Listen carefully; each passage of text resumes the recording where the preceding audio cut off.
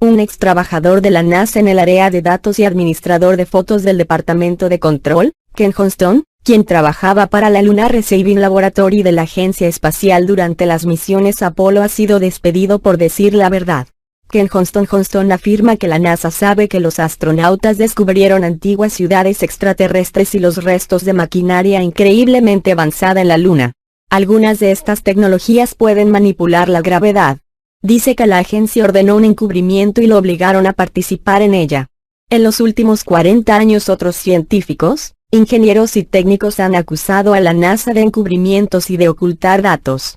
El creciente número de alegatos de los acusadores va desde ocultar información sobre objetos espaciales anómalos y mentir sobre el descubrimiento de artefactos en la superficie de la Luna y Marte hasta negar la evidencia de vida informado por la sonda Viking a mediados de la década de 1970.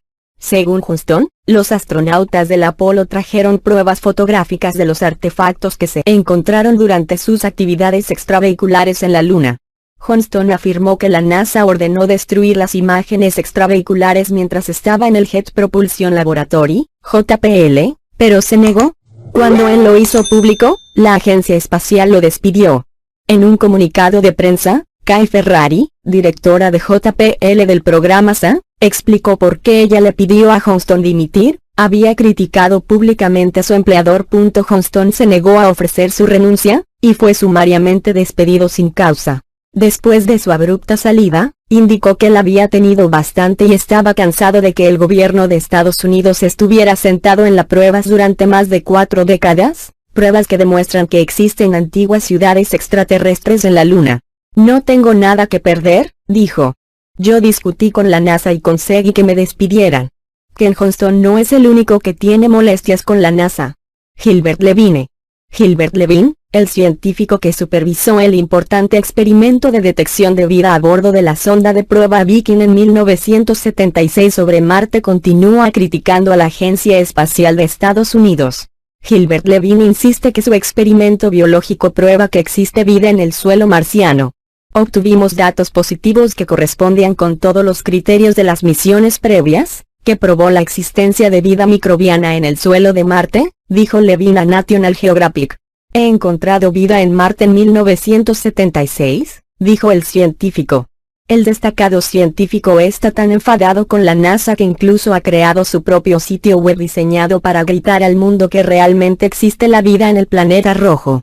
Hay cosas increíbles en la Luna y en Marte, en la Luna marciana Phobos, en la Luna de Saturno Titán y un puñado de otras desconocidas lunas, que parecen demostrar que no estamos solos en el sistema solar. De hecho, estos lugares parecen haber estado repletos de vida. Not real in the sense that we think it is, and bingo, within two or 3 minutes or less, I'd found this book, Who Built the Moon, by 2 researchers who've written other books. One of them an investigation into Freemasonry. And this book details the extraordinary anomalies relating to the moon. And they came to the conclusion, and I absolutely bloody agree with them, and a bit more than that too, as I'll come to later, that this is what we're looking at. The geometrical connections and everything, and the mathematics and the relationship between them in terms of size and position is just mind-blowing. And what I'm suggesting, and I'm not alone over the years at this level of it, I think I might be alone at the next bit, I'll come to in a second, or a few minutes. I've been there before, I don't mind. Is that the moon is actually a hollowed-out planetoid by a very, very advanced race, and it was brought here to take the Earth over. And what they do, there seems to be a modus operandi. They bring these moons in, and as they bring them in, they fundamentally affect the Earth. I mean, the Earth is at the spin it is and is at the angle it is because of the moon. A lot, massively so anyway, because of the moon. So when they come in, bingo, things change, and the society that was there before ain't there anymore. And then gradually they take them over in ways that I'll come to. So when the moon came in, and again, it's so important to come back from the holographic world to the base construct. We see a solid moon, yes, in the play-out world. But back here, it is an energetic construct in the metaphysical universe. And as it came in, and other things that happened, which I talk about in the book, it created this distortion in the information construct of the waveform information base of this universe. And as it did so, it was played out here in all this catastrophe and stuff that I talked about and the ancients talk about. It was played out as this great geological catastrophe and the great flood and all the rest of it. And what is a common theme that they talk about, the ancients, in relation to this? The earth turned over.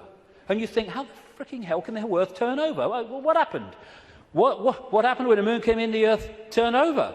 It's at an angle that it is today because of the moon. And so the distortion brought an end to the world that was there before, and we basically went back to rubbing sticks together because of what happened. And that distortion was played out in the human mind, the human perception, the human psyche, and we completely changed our perception of the world and who we are, where we are. So in Who Built the Moon, like I say, I do recommend it, the way it looks at the anomalies and everything, and the connections between these three bodies. And these mathematical, geometrical connections only apply to these three bodies in the solar system. They don't play out against the other planets, just these three.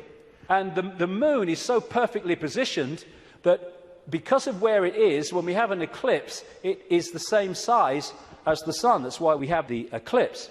And the authors of Who Built the Moon say this: the moon is bigger than it should be, apparently older than it should be, and much lighter in mass than it should be. It occupies an unlikely orbit and is so extraordinary that all existing explanations for its presence are fraught with difficulties, and none of them could be considered remotely watertight.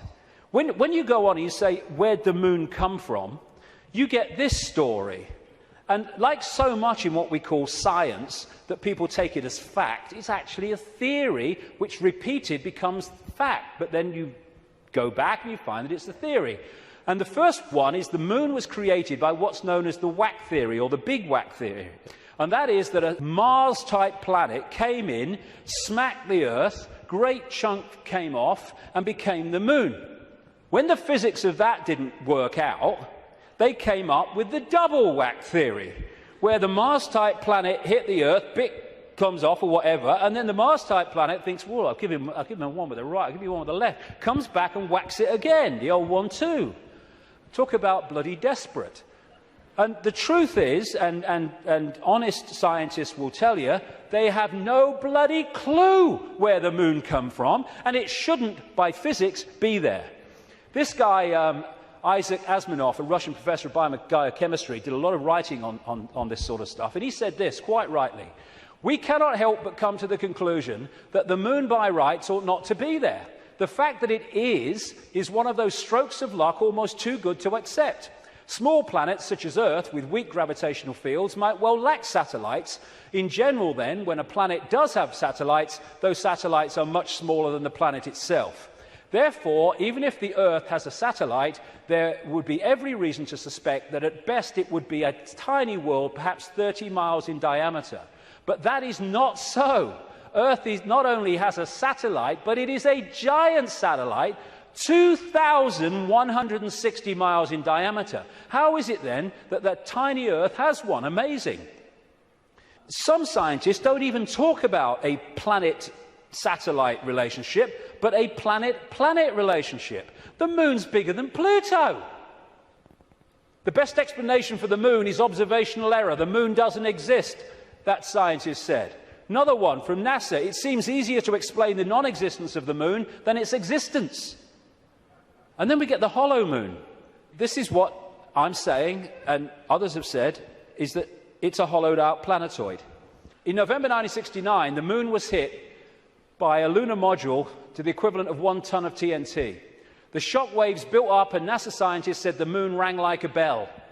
Maurice Ewing, a co-director of the seismic experiment, told the news conference, "As for the meaning of it, I'd rather not make an interpretation right now, but it is as though someone had struck a bell, say in the belfry of a church, a single blow, and found that the reverberation from it continued for 30 minutes.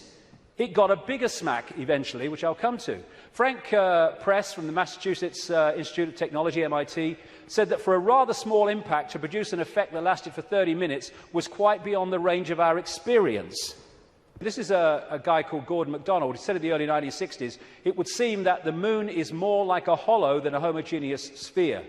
And this guy from MIT said the lunar orbiter experiments had vastly improved knowledge of the moon's gravitational field and indicated the frightening possibility that the moon might be hollow. Now we'll come to this bigger whack. A launch vehicle struck the moon with the equivalent of 11 tons of TNT, and NASA scientists said the moon reacted like a gong and continued to vibrate for 3 hours and 20 minutes to a depth of up to 25 miles. Ken Johnson, a supervisor of the Data and Photo Control Department during the Apollo missions, told Who Built the Moon author Alan Butler that the moon not only rang like a bell, but the whole moon wobbled in such a precise way that it was almost as though it had gigantic hydraulic damper struts inside it. These two Russian scientists from the Soviet Academy of Scientists wrote an article in 1970 in Sputnik magazine in Russia headed, "Is the Moon the Creation of an Alien Intelligence?"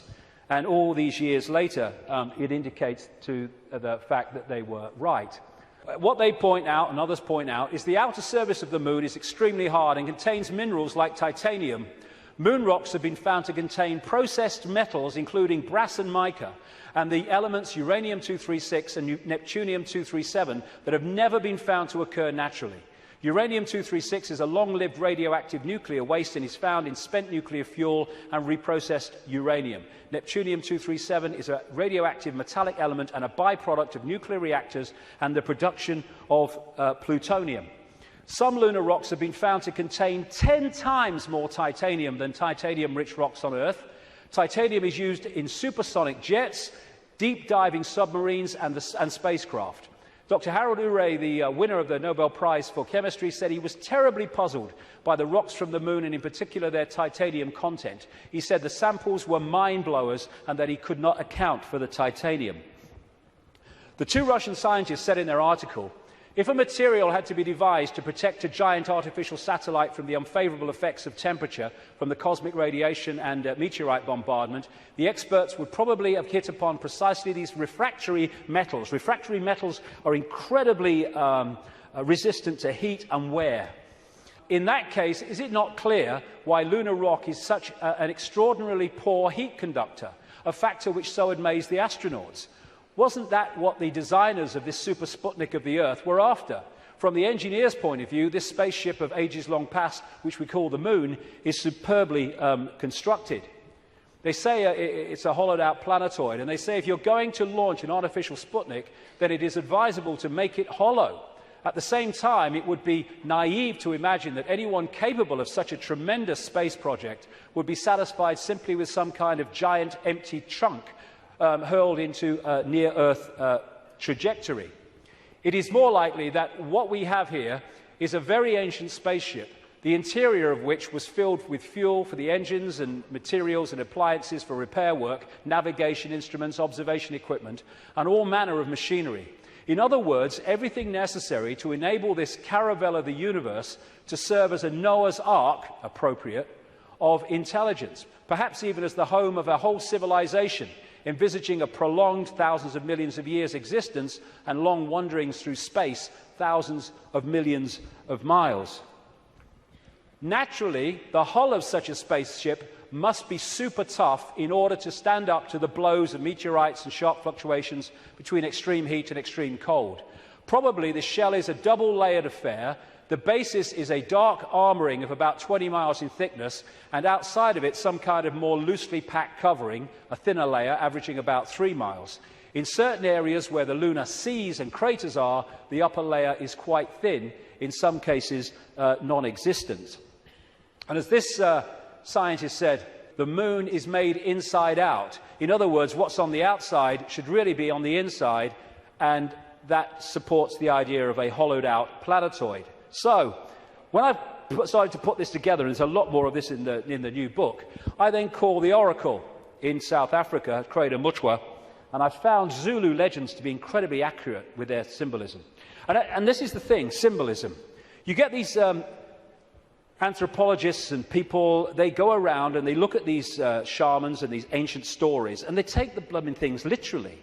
Now, like I said earlier, we now have the tools which make it easier for us, because technology is mirroring reality, therefore we have the analogies. When these ancient stories were put together, they didn't have that. They had to try to get their point across in simple ways that people of that time could relate to. So they used symbolism.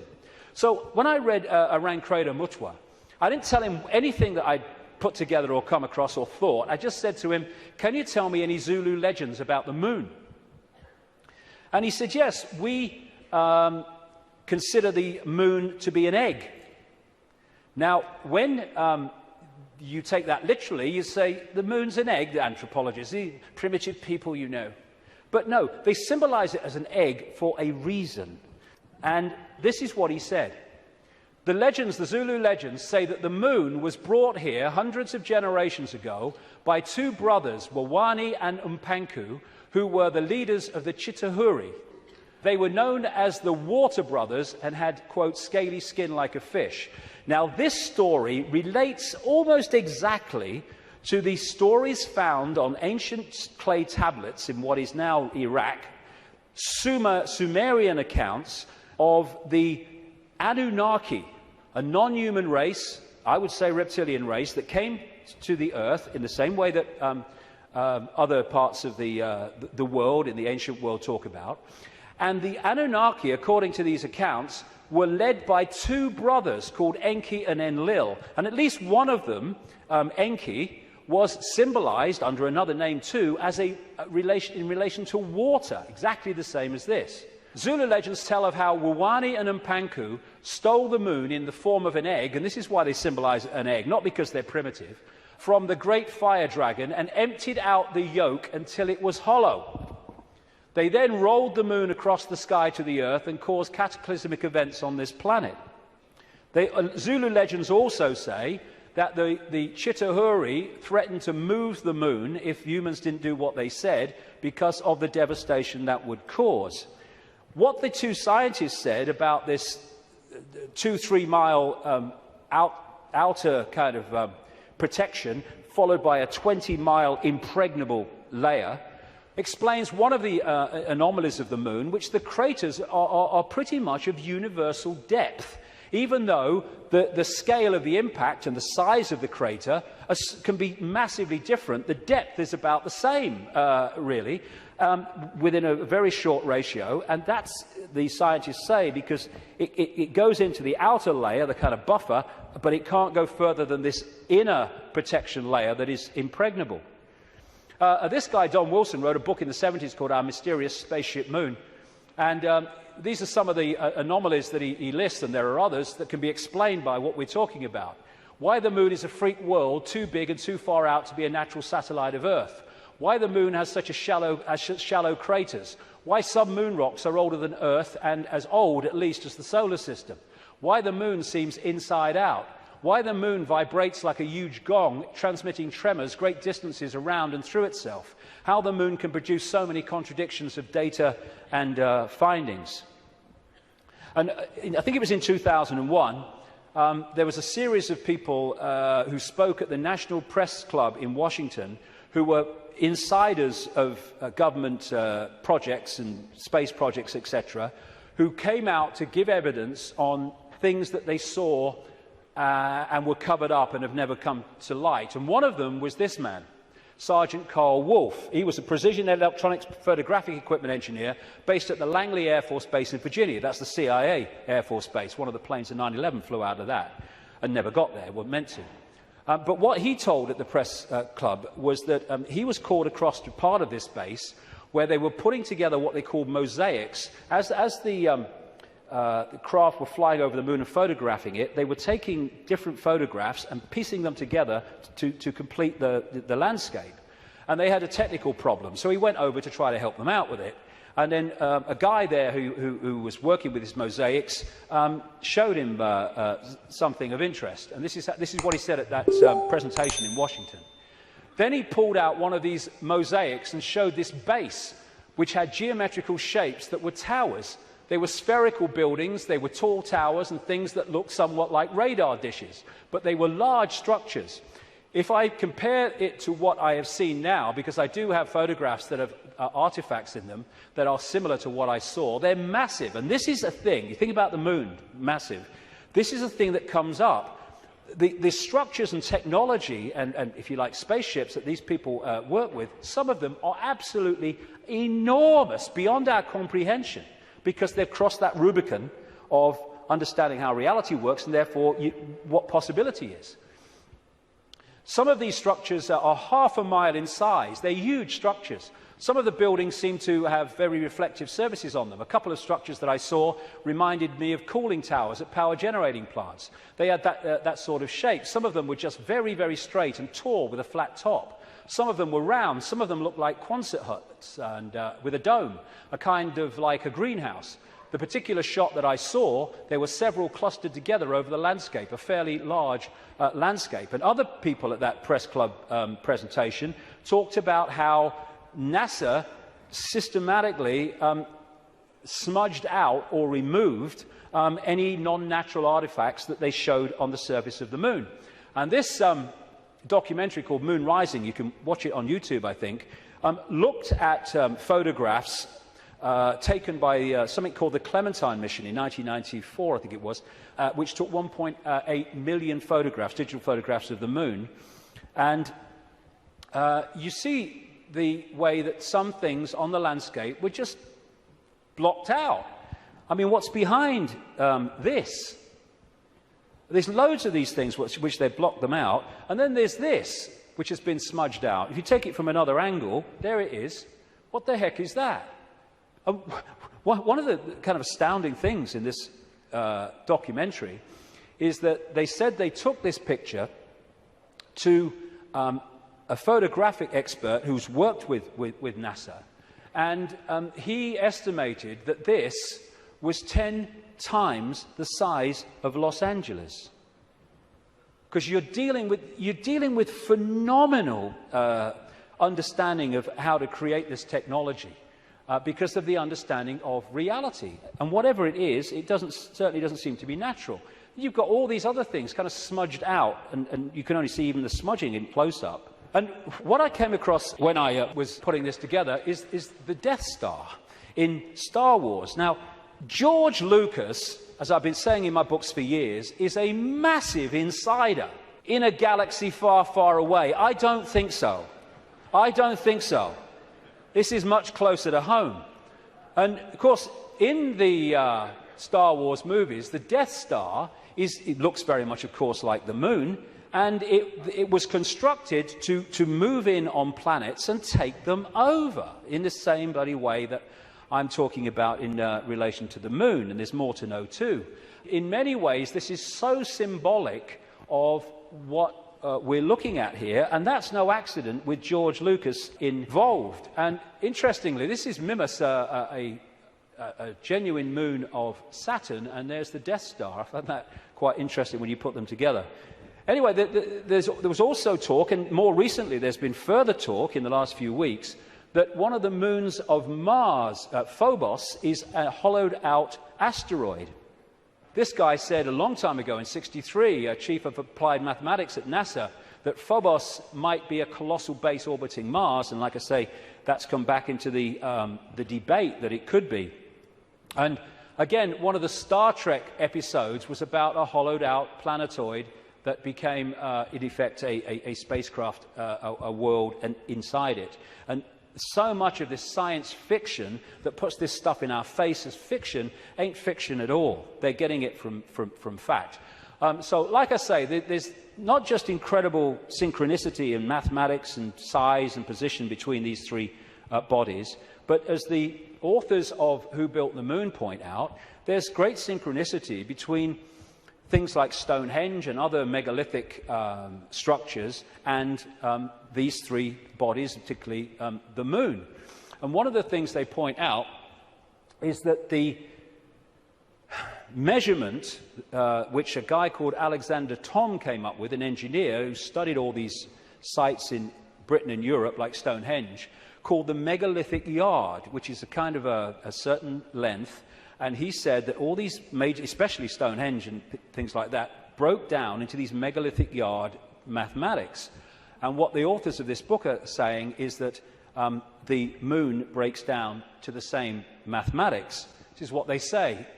This all seemed very odd. The megalithic structures that were built across Western Europe were frequently used to observe the movements of the sun and the moon. But how could the unit of measure upon which these structures were based be so beautifully integer to the circumference of these bodies as well as the Earth? Well, maybe because those that built Stonehenge and these megalithic structures in the ancient world, some of which we'd struggle to build now, were also those controlling the moon. And okay, this could be controversial, but, you know, I've been known to be. I think that these structures were put there to suppress the Earth's energy grid for reasons I'll come to in a moment, because we are interacting with this energy field all the time. And how do you control all the fish at once? You control the sea they're swimming in. And the way to control humanity and suppress humanity is to suppress the energy field and the energy and information available in that field that we can access. And these fantastic structures were not done by humans alone, let's say that. Now this is where I am probably alone for the moment. I don't think I will be forever, but there you go. When I was, I do this more in detail in the book, but I'm trying to connect dots here. What I came across when I was putting all this together, again, was something I've termed the moon matrix. The first section today is absolutely crucial to understanding how this can work. The moon matrix is a broadcast frequency coming from the moon, which has, in effect, hacked in to the human body computer and to the virtual reality universe in general, and has created a sub-reality within the wider virtual reality. Because, I keep saying it, but it's important, we see the moon as physical, but actually its base construct, like everything else in this reality, is waveform information. And I would say, and of course I think this is going to become more obvious as the years pass, I would say the moon is actually not just what we've talked about so far, but it's an interdimensional portal through which entities and energies can come out of one reality through into this one. It's their means of entry. Its position, so perfect, as you'll see if you read not just my new book, but Who Built the Moon, its position in relation to the moon and the sun is so perfect because that has an effect on creating this sub-reality. I'm saying that this frequency is broadcast from the moon and has created a sub-reality which we are constantly decoding, and that the genetic manipulation of humanity, so widely described by the ancients, was to take this body computer and tune it in, connect it to this frequency range I'm calling the moon matrix. This is Neil Haig's concept of moonopoly. This is the world, the structure that we are experiencing, this box recurring round and round limited world. And I am suggesting that we are being massively influenced. In fact, we have been turned into a hive mind by these broadcasts, which are holding us in a sense of limitation, to the point where it operates as a default mechanism. Soon as you start to awaken, if you don't keep it going and stick with it, then you'll default back, because the pressure of this moon matrix is pushing us into this tiny sense of limitation.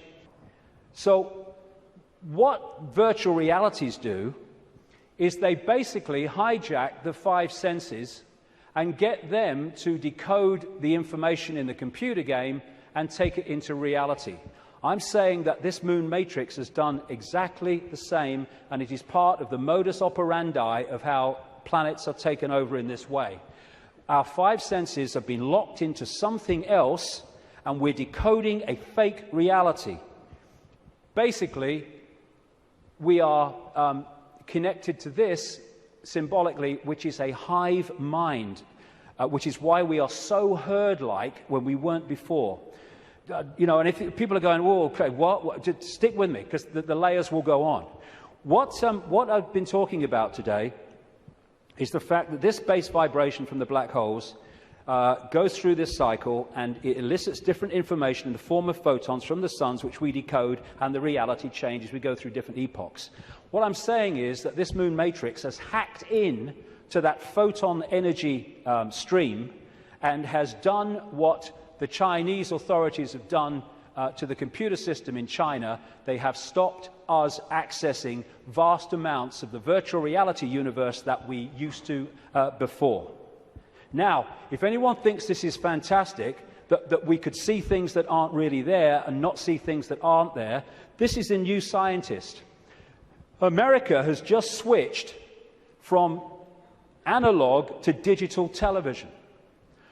In the short time of about a year that the analog frequencies are not being accessed because they're going to be filled up by other things like mobile phones, suddenly, for the first time, scientists can see and connect with radio waves from galaxies they couldn't before. Why couldn't they do it before? Because we were watching the flipping telly.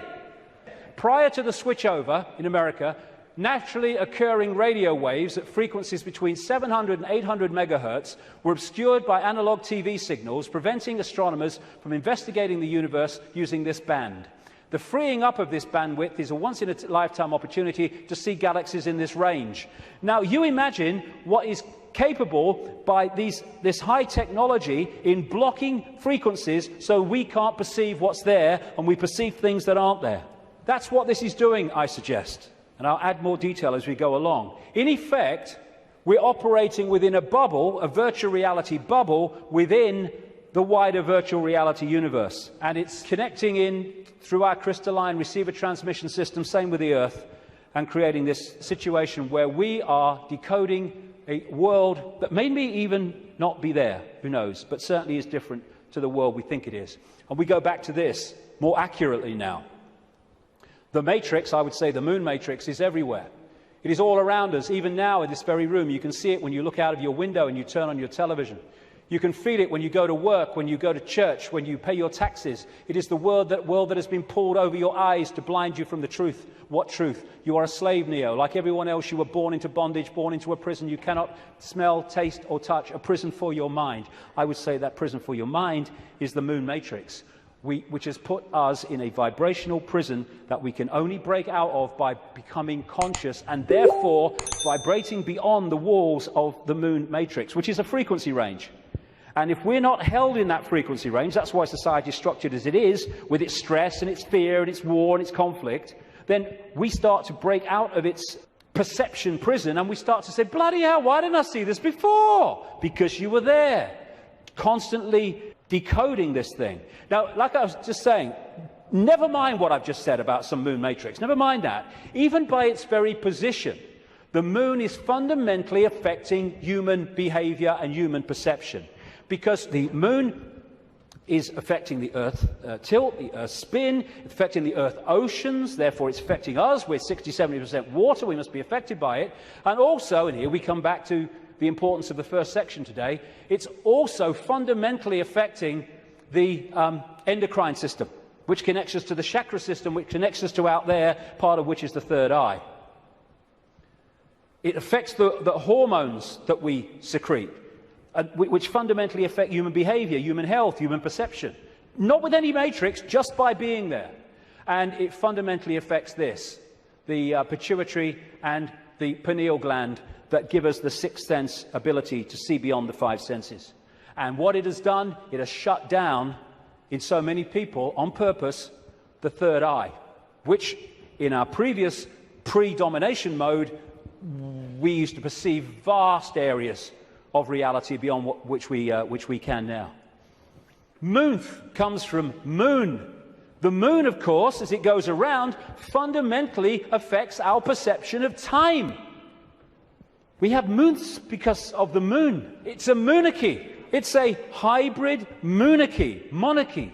And one of the major ways they control us, seems to be a modus operandi again, is money, controlled by the Rothschilds. Now, I saw a